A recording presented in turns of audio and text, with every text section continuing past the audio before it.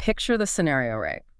You come home from a long, exhausting day at work. Oh, we've all been there. Exactly. You drop your bags, and there, sleeping perfectly, right in the dead center of the living room rug, is your cat. The best thing to come home to, honestly. It really is. And they look incredibly soft, just curled up like this perfect, fuzzy little croissant. Right. You feel this massive surge of affection. So operating purely on human instinct, you walk over, bend down, scoop them up into your arms, press them to your chest, and just give them a huge kiss on the top of the head. I mean, that's what we do. We're primates. Exactly. Yeah. You are beaming with love. You are transmitting affection with, every fiber of your being.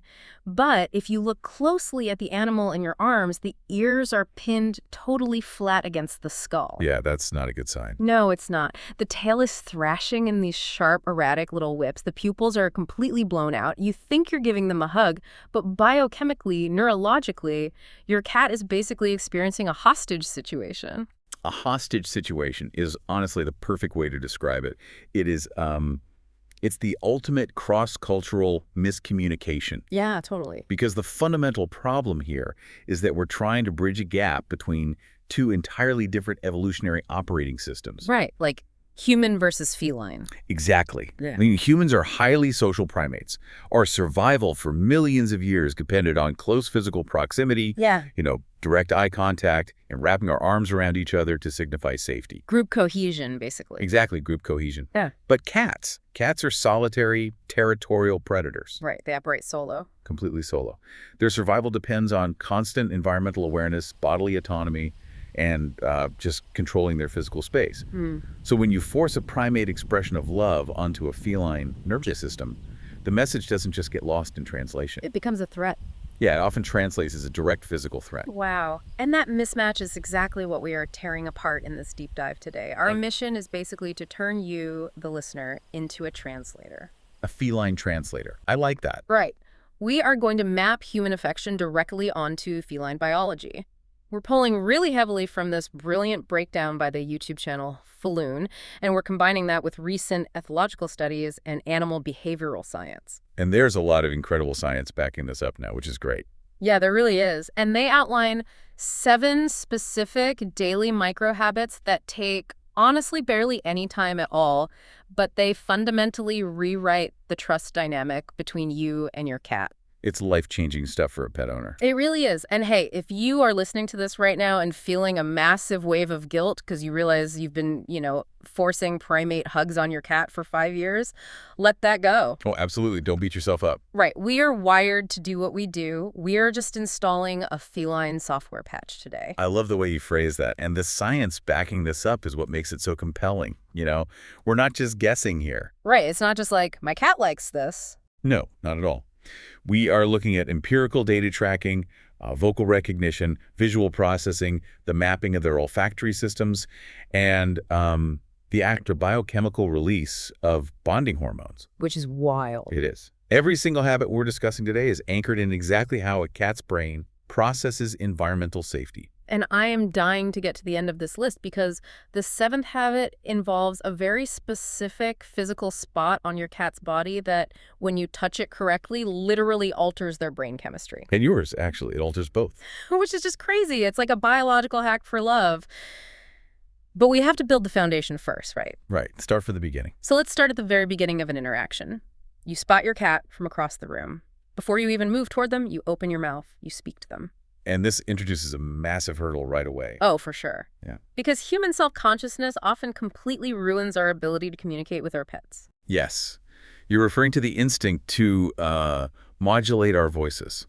Think about the acoustic shift that happens when a normal adult human addresses a baby or a pet. The dreaded baby voice. Exactly. The pitch jumps up an octave, the vowels stretch way out, the tone becomes soft, rhythmic, and frankly, slightly ridiculous to the adult ear. Completely ridiculous. Right. It's a vocalization pattern that most people would be entirely mortified to use in a professional office. Or like if you knew your neighbors were listening through an open window. Exactly. You'd never do it in public. I will happily admit to this. I have been caught doing the incredibly high-pitched, who is the tiniest little monster in the whole house routine, only to realize the delivery guy is standing right on my porch. Oh no, that's the worst. It's so embarrassing. My voice immediately drops an entire octave, my posture straightens up, and I suddenly sound like a 19th century aristocrat saying, "Ah, yes, what a fine feline specimen we have residing You here." try to play it cool. Exactly. The urge to play it cool and sound like a respectable adult just takes over instantly.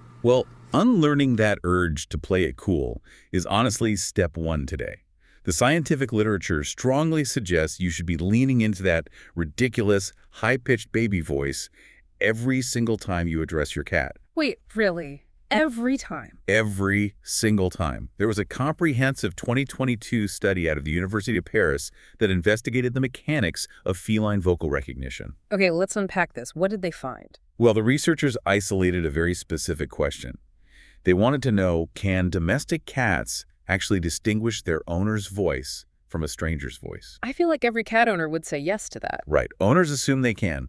And the findings revealed a massive, highly specific caveat regarding how that recognition is actually triggered. And the caveat is the baby voice, right? The cats could tell the difference between their owner and a stranger, but only if the owner was using that specific embarrassing tone. You got it. If the owner spoke normally, the cat basically treated them like a complete stranger. That is so funny to me. So how did they actually test this? The methodology is fascinating. The researchers recorded owners speaking in two distinct ways. First, the normal conversational tone they use to speak to other adult humans. Like we're doing right now. Exactly. And second, the exaggerated high-pitched tone they use specifically for the cat. The tiny monster voice. Yes, the tiny monster voice. They then played these recordings to the cats under controlled conditions, and they mixed them in with recordings of total strangers doing the exact same things. Okay, so normal owner, baby voice owner, normal stranger, baby voice stranger. Precisely. And when the audio played the owner, using their normal human-to-human adult voice, the cats exhibited almost zero behavioral change. Wait, none at all? Barely any. The ears might have pivoted slightly to track where the sound was coming from, but their resting state remained completely uninterrupted. Let me stop you right there. Are you saying that when I walk into the kitchen and say, in my normal speaking voice, "Hey buddy, how you doing today?" that my cat isn't just ignoring me because they're aloof? They're not being aloof, no. They literally aren't registering the sound as something meant for them. They are registering the sound, definitely, but they're categorizing it as environmental background noise. Wow. Just like a refrigerator humming. Basically, yeah. It lacks the acoustic signature of relevance. To understand why, we really have to look at the evolutionary biology of acoustic frequencies in the natural world. Okay, take us back to the wild. Right. Think about low, resonant, deep sounds. The rumble of thunder, the heavy, thudding footsteps of a large animal, the low growl of a competing predator. All terrifying things if you're a small animal. Exactly. Those sounds are universally recognized across almost all species as threat indicators. They signal danger, size, and proximity. Okay, that makes sense. Now think about high-pitched, soft, rhythmic frequencies. Those are associated with juvenile animals, the chirping of birds, the rustle of small prey. Things that a cat would want to pay attention to but not be scared of. Exactly. Those frequencies are inherently non-threatening. They do not trigger the amygdala's alarm system. So when we lower our voice to sound like normal, serious humans, we are projecting a massive, heavy, potentially dangerous frequency. You have to view yourself from the cat's perspective. Mhm. You're a lumbering bipedal giant. The clumsy giant, usually. Right. You're an apex predator capable of moving heavy furniture and creating massive noise. When you purposefully shift your voice into that high-pitched baby tone, you are stripping the acoustic threat out of your physical presence. You're basically taking off your armor. Yes. You are broadcasting a highly tailored frequency of trust. The Paris study essentially proved that cats have categorized our vocalizations. Like they put them in different folders in their brain. Exactly. They filter out the low-pitch, human-to-human channel as completely irrelevant to their survival. But they tune aggressively into the high-pitch human-to-cat channel. You said that means food and cuddles. Right, because that specific frequency correlates with caregiving, feeding, and safety. When the owners in the study's audio switched to that high tone, the cat's pupils dilated, they swiveled their heads, and they physically oriented themselves toward the speaker. It is exactly like broadcasting a radio signal. If my cat only has an FM receiver built into their brain, and I am stubbornly broadcasting on AM radio by using my deep adult voice, the signal just bounces off them. That's a perfect analogy. You're just not on their dial. I am not reaching them at all. And the practical application of this for you listening is Incredibly liberating, honestly. You need to talk to your cat constantly when you walk past them in the hallway, when you fill their water bowl, when you just make eye contact from across the room. And the content doesn't matter. Right. The Right. actual words you're saying mean absolutely nothing. You could be reading the back of a shampoo bottle or reciting your grocery list. The only thing that matters is the delivery You system. pitch in the rhythm. Yeah, the high, warm, gentle pitch is the mechanism that bypasses their defense system and says, I am large, but I am safe. They've adapted to identify the exact tension in our vocal cords that occurs when we feel nurturing and protective. It's quite beautiful when you think about it. It really is. Okay, so we've established the acoustic baseline of safety. The cat hears the high pitch, they perk up, and they look at you. Their visual system engages. And this is where things get tricky again. Oh yeah, because this is where we run straight into our next primate instinct, which is how we use our eyes. Right. Eye contact. For humans, direct, sustained eye contact is the ultimate metric of honesty and engagement. If I'm talking to you and looking at my shoes, you assume I am lying or hiding something. We demand visual connection to show love and respect. We really do. But that human demand for visual connection is incredibly dangerous in feline ethology, isn't it? Highly dangerous. In the animal kingdom, particularly among predators, a direct, unblinking stare is not a polite request for connection. It's definitely not polite. No, it's a lock-on. It's a challenge. When two feral cats lock eyes in an alleyway and refuse to break the gaze, they are not bonding. They are about to fight. Exactly. They are establishing a dominance hierarchy, calculating distance, and preparing for a physical strike. The animal that breaks eye contact first is conceding the territory. I always think of this like, imagine walking onto a subway car, sitting directly across from a total stranger, leaning forward and just staring unblinkingly into their pupils without saying a single word. That would be terrifying. You aren't being friendly, you are being a psycho. You are threatening them with your eyeballs. That's exactly what it is. You are triggering their sympathetic nervous system, specifically the fight-or-flight response. So when we stare at our cats with love, they feel like they're on that subway car. Right. The cat's brain registers the stare and calculates, okay, this massive predator has locked its binocular vision onto me. A strike is imminent. Which is so sad because we're just trying to say, I love you. It is sad, but there's a biological override code for this, and it was documented in a really brilliant 2020 study from the University of Sussex. Yes, the slow blink study. Most cat owners have seen this happen. It's very common, yes.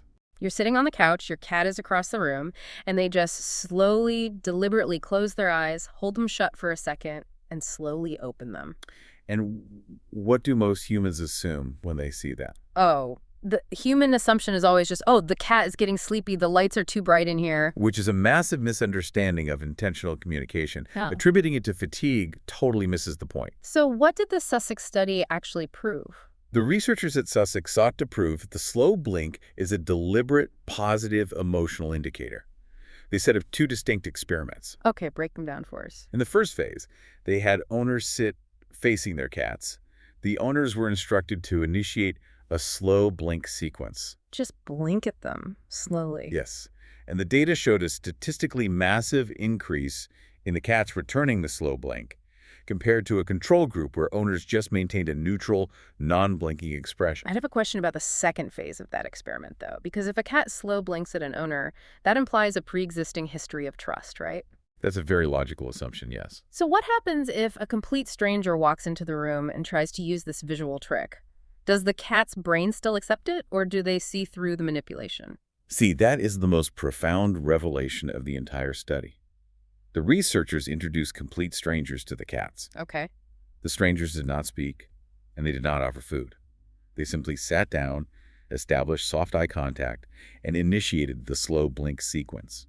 And what happened? Not only did the cats reliably slow blink back at the strangers, but the behavioral tracking showed the cats were significantly more likely to physically cross the room and approach the stranger's outstretched hand after receiving the slow blink. Wait, really? Just from a blink? Just from the blink. The mechanism works entirely independently of a long-term bond. It acts as a sort of interspecies peace treaty. That completely blows my mind. The visual signal is so deeply hardwired into their neurobiology that it overrides the fact that they don't even know who the person is. It's an evolutionary shortcut. Why is closing the eyes such a powerful de-escalator, though? I mean, structurally, why does that work? You have to evaluate the evolutionary risk of the action itself. A domestic cat is an apex predator to a mouse, sure, but it is also prey to coyotes, eagles, and larger predators. They're right in the middle of the food chain. Exactly. And their primary sensory defense mechanism is their vision. So closing their eyes in the presence of an unknown entity is a massive calculated risk. Because they can't see the attack coming. Right. It is momentarily blinding themselves to a potential attack. By intentionally dropping their eyelids, the cat is physically demonstrating, I am not tracking your movements and I feel secure enough in my environment to disable my primary warning system. Wow. And when a human mirrors that action, you are transmitting the exact same vulnerability back to them. You are disarming yourself. It is the visual equivalent of raising your hands and showing that you aren't holding a weapon. The stakes just drop to zero. Exactly. It diffuses the tension instantly. And the beauty of this is how accessible it is for anyone listening.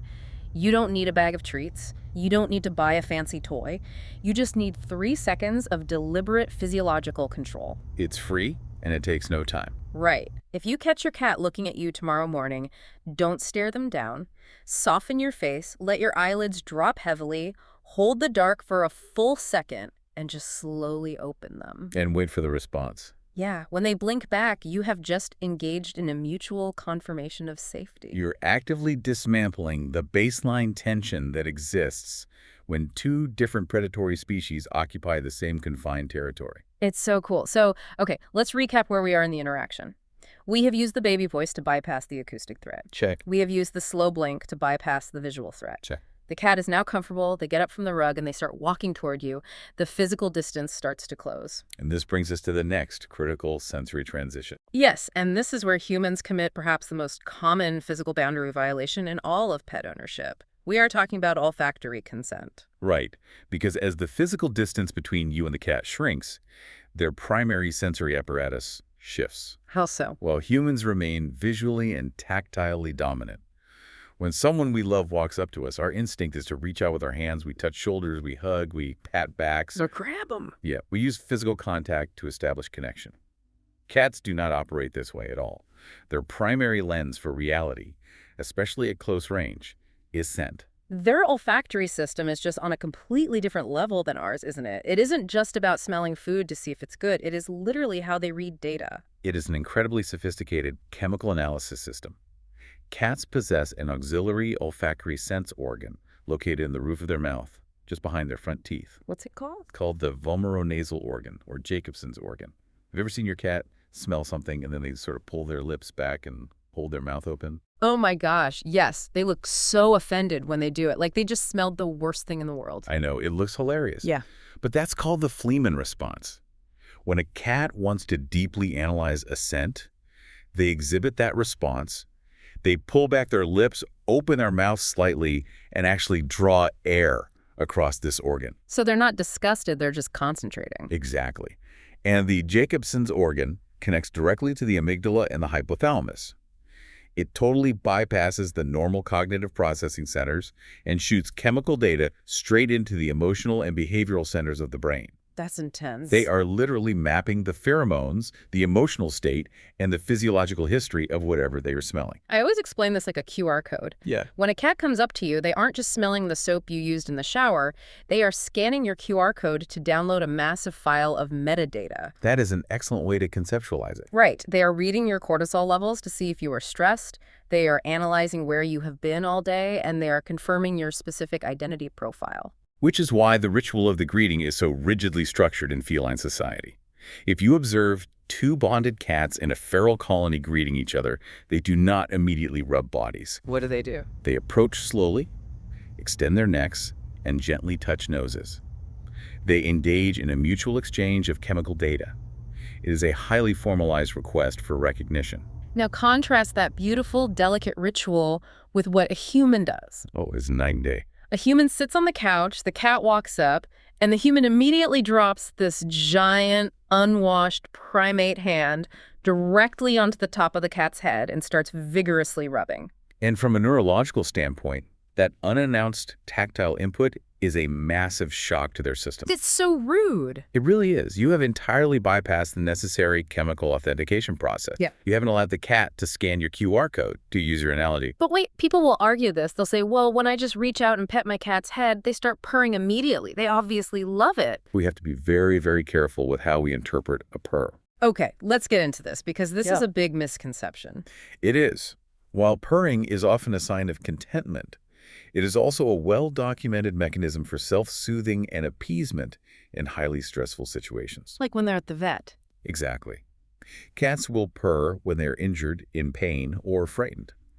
If a massive primate drops a heavy hand on their head without warning, a cat may initiate a purr as an appeasement behavior. Just to diffuse the situation. Right. They're essentially saying, I acknowledge you are larger and dominating my space. Please do not hurt me. It does not necessarily mean they are relaxed. Wow. And over time, if you continually bypass the scent greeting, you are conditioning the cat's nervous system to anticipate a boundary violation, or you are literally training them to subtly brace for impact. You are creating a micro flinch every time you move your arm. So the correction here is incredibly simple, but it shifts the entire power dynamic. The source material refers to it as the cat handshake. The cat handshake is brilliant.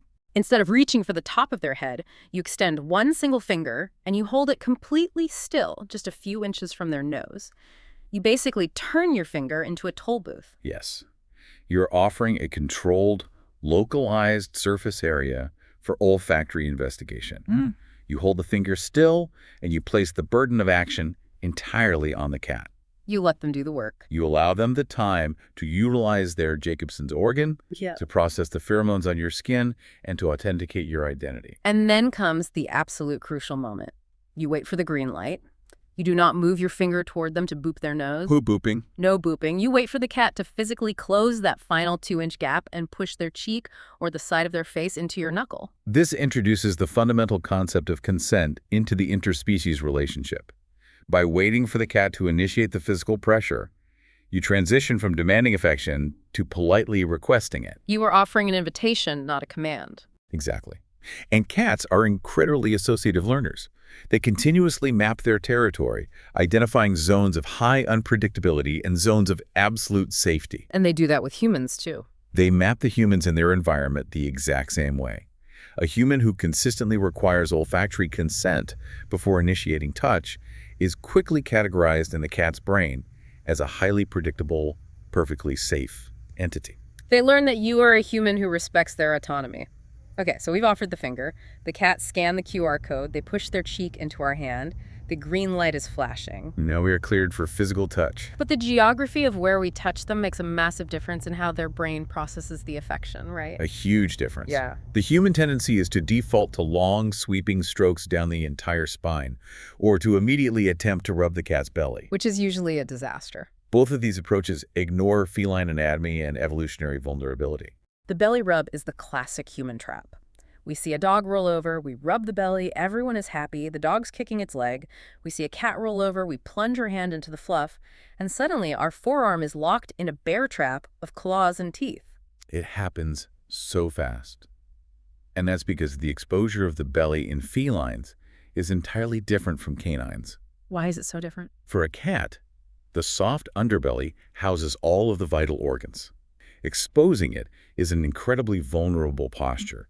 When a cat rolls over and shows you their belly, they're visually demonstrating extreme trust. They're saying, look, but don't touch. Exactly. They're saying, I feel so safe in your presence that I'm willing to expose my most critical anatomical weaknesses.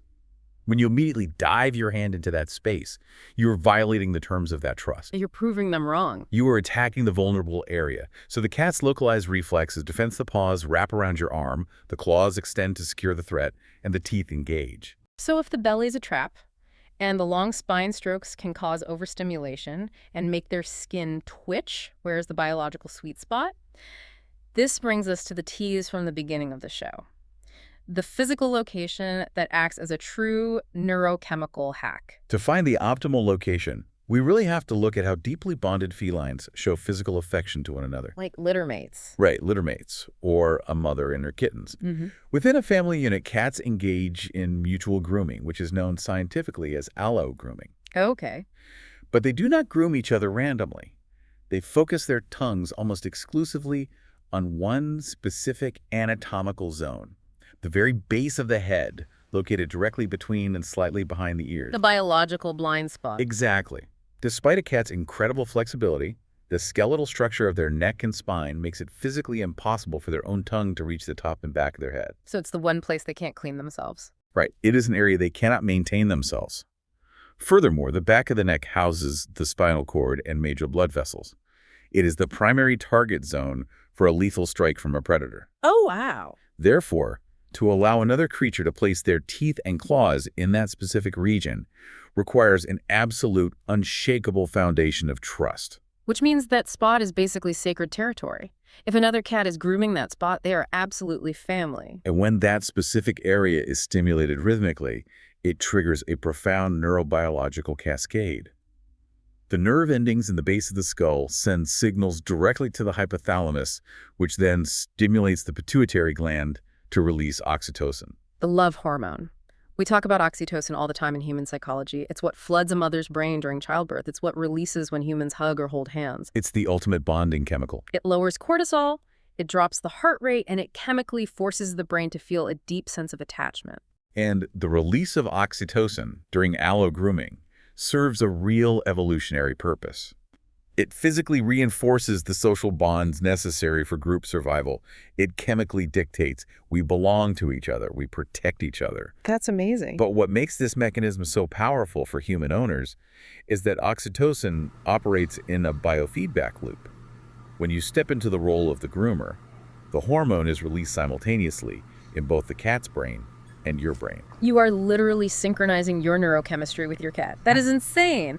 But you can't just slap your hand on the back of their head and rub wildly. You have to mimic the biological mechanism of the grooming. Yes, technique is key here. You have to take just your fingertips and apply gentle, slow, highly repetitive, concentrated strokes right at the base of the skull. You are basically trying to emulate the rough, rhythmic scrape of a feline tongue. And when executed correctly, the physiological shift is immediate and observable. The muscular tension in the cat's neck and shoulders will just dissolve.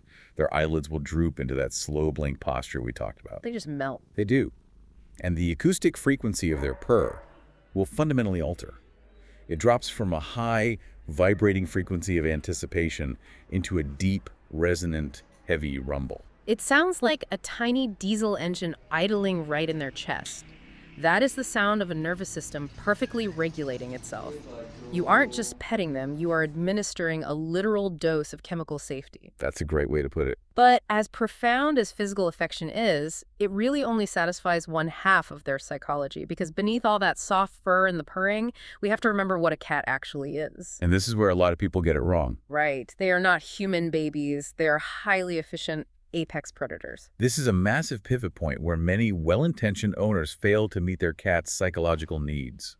The modern domestic house cat, genetically and neurologically, is nearly indistinguishable from its wild ancestor, the African wildcat. They haven't really changed much. Not at all. We have altered their environment by placing them in living rooms and feeding them kibble out of ceramic bowls, but we have not altered their fundamental brain structure. They are completely hardwired to survive through predation. The hunting instinct isn't just a fun hobby for them, like us playing golf. It is how their brain is structured to experience the world. Exactly. The predatory sequence, stalk, chase, pounce, catch, and consume, is a neurological imperative. It's a rigid behavioral loop. So what happens when they run that loop? When a cat is allowed to execute this sequence, their brain releases a surge of dopamine during the stalk and chase phases, which is the neurotransmitter responsible for focus and reward anticipation. The thrill of the chase. Right. And upon the successful catch and kill, endorphins flood the system, creating a profound sense of satisfaction and completion. Okay, but what if they don't get to do that? If a cat is denied the ability to execute this sequence, that unspent predatory energy rapidly metastasizes into anxiety, frustration, random acts of aggression, or severe lethargy. Which perfectly explains the scenario playing out in millions of living rooms right now. The wand toy scenario. Yes. An owner buys a feather wand, sits on the couch, and lazily waves the feathers back and forth in the air like a pendulum. The cat sits 3 feet away, staring at the feathers with absolute unblinking contempt, refusing to move a single muscle. Just judging them. Totally judging them. And the owner throws the toy down and says, "My cat is so lazy, they hate playing."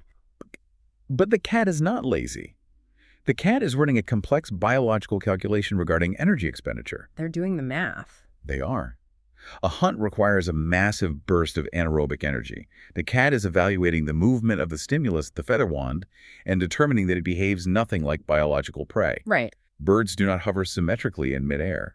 Mice do not swing back and forth in front of a predator's face. I always compare this to watching a terrible action movie. Imagine a movie where the villain just walks out into the middle of an empty street, stands completely still, and waits for the hero to come handcuff him. That would be so boring. There is no chase. There are no stakes. There is zero suspense. As an audience member, your brain checks out immediately. You turn the movie off. When you dangle a toy lifelessly in front of your cat, you are a terrible director. Your cat is checking out of your boring movie. That analogy is highly accurate regarding the necessity of stakes and unpredictability. To satisfy the feline biological imperative, the human must become a competent puppeteer of prey. You have to act like a mouse. You do. And there are specific physical rules to this engagement. Rule number 1. Prey never, under any circumstances, runs directly toward the predator. It violates the laws of nature. So you have to drag the toy away from them, you make it scrape along the baseboards, you make it scurry under a piece of furniture or behind a cardboard box, and you make it completely disappear. Breaking the line of sight is critical. When the toy disappears behind an obstacle, you force the cat's brain to engage in object permanence and trajectory calculation. That's when they get low. Yes. This initiates the stalking phase. The cat's body drops low to the ground. They're calculating the exact vector required to intercept the prey when it emerges. And then you make the toy freeze. Because a mouse that realizes it is being hunted doesn't keep running around. It freezes in absolute terror, hoping it hasn't been seen. And that freeze creates the absolute peak of the dopamine spike. The cat is locked in. You will observe their ears pin back slightly to protect them during the impending strike. I love when they do that. You will see a hindquarters shift side to side, the classic butt wiggle, which is actually the physical calibration of the hind legs to ensure maximum traction for the explosive leap. Like revving an engine. Exactly. And crucially, you will observe massive pupil dilation. The black of the eye expands to cover the iris, flooding the retina with light to ensure perfect visual acuity during the high-speed strike. It is so incredible to watch. You are basically watching a house pet transform back into a panther right in front of your couch.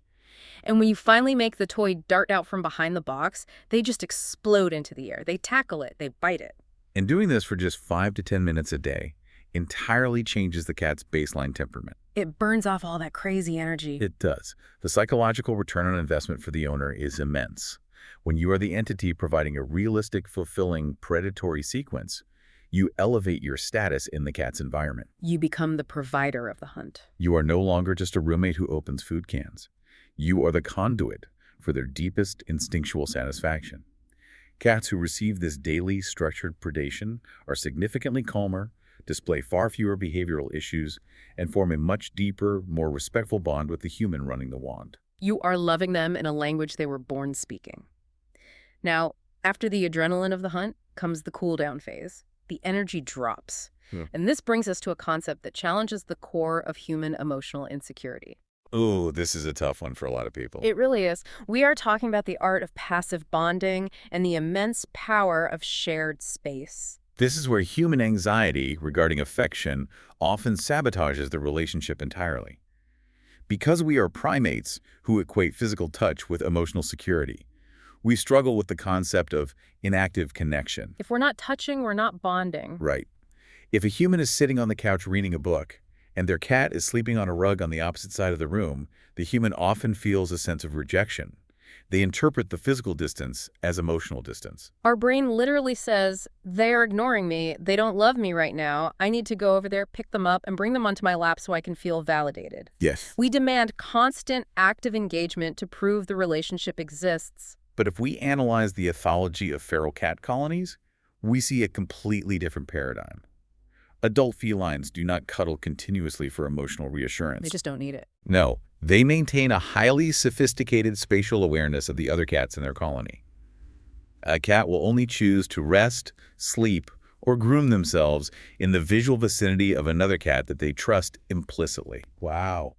The mere act of sharing physical territory without conflict is a profound statement of security. Proximity is the communication. Just existing in the same room is them saying, I trust you. Precisely.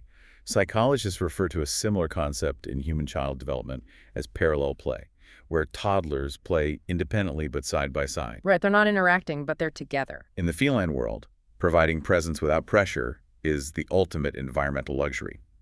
When you sit in the same room as your cat, and you consciously choose not to look at them, not to call their name, and not to reach your hand out, you are communicating an enormous amount of respect. You are projecting the message. I require absolutely nothing from you. I just want to exist in the same territory. The challenge here for you listening is to actively suppress your primate need to touch. It takes discipline. It really does. Try this tomorrow evening. Go into the room where your cat is resting. Sit down on a chair. Open a laptop. Read a magazine or look at your phone. And entirely ignore the animal. Treat them like they aren't there. Do not make eye contact. Do not make kissy noises. Just let them exist in a vacuum of pressure. If you maintain that discipline consistently, the behavioral shift in the cat is guaranteed. By removing the demand for interaction, you create a perfectly safe emotional vacuum. And nature abhors a vacuum. Exactly. The cat's natural curiosity and inherent desire for connection will eventually override their need for distance. Because they dictate the timeline, they will begin to close the gap. It's so rewarding when they do. They will move from the rug to the floor near your feet to the opposite end of the couch, and eventually they will rest their spine against your thigh. Because it was their idea. They made the choice. And in feline psychology, autonomy is paramount. Being chosen is the highest possible form of love.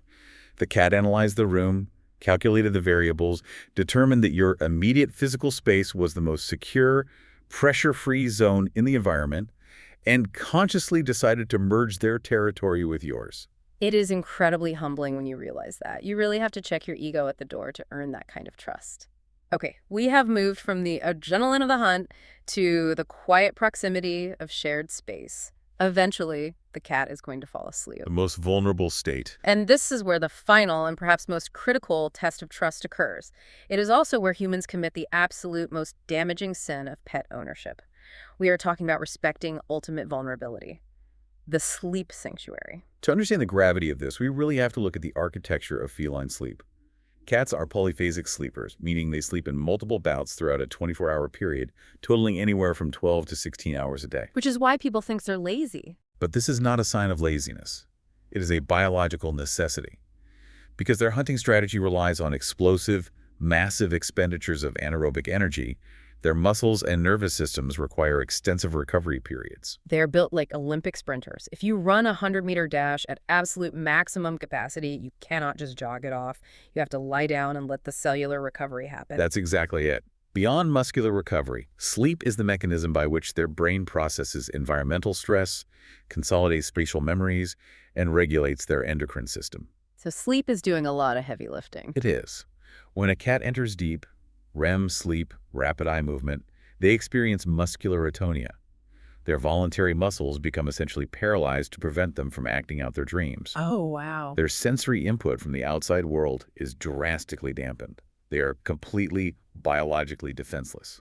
Which means the exact geographical location they choose to fall asleep in is a massive indicator of how they view you. It's a huge compliment. Right.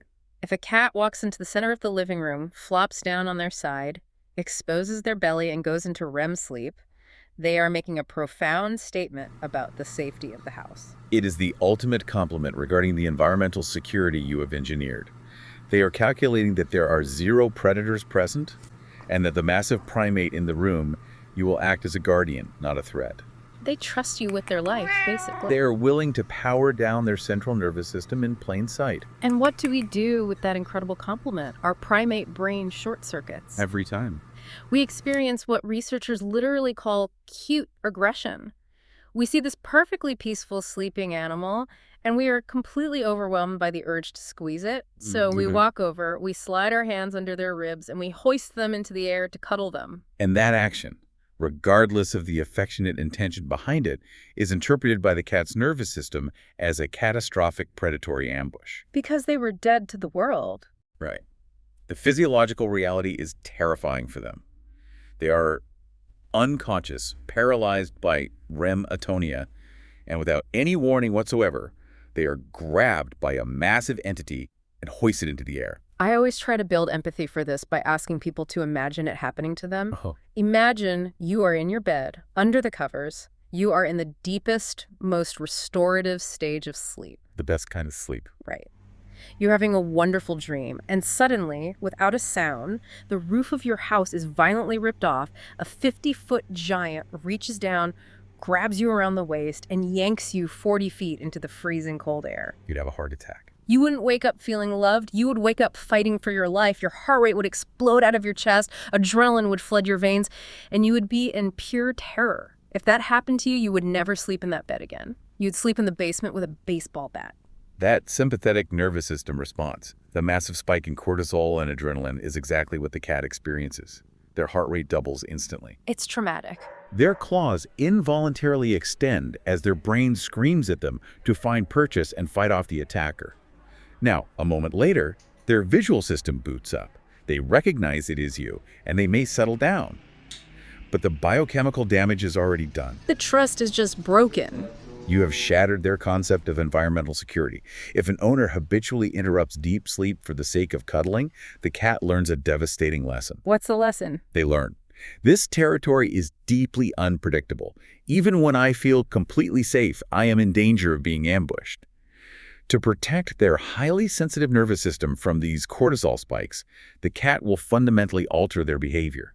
They will abandon the open spaces entirely. They start seeking out bunkers. They sleep shoved all the way under the guest bed, or they climb to the very top of the kitchen cabinets where you can't reach them, or they bury themselves in the back of a dark closet. They vanish. And the owner looks around the empty living room and wonders, why is my cat suddenly being so antisocial? Why don't they hang out with me anymore?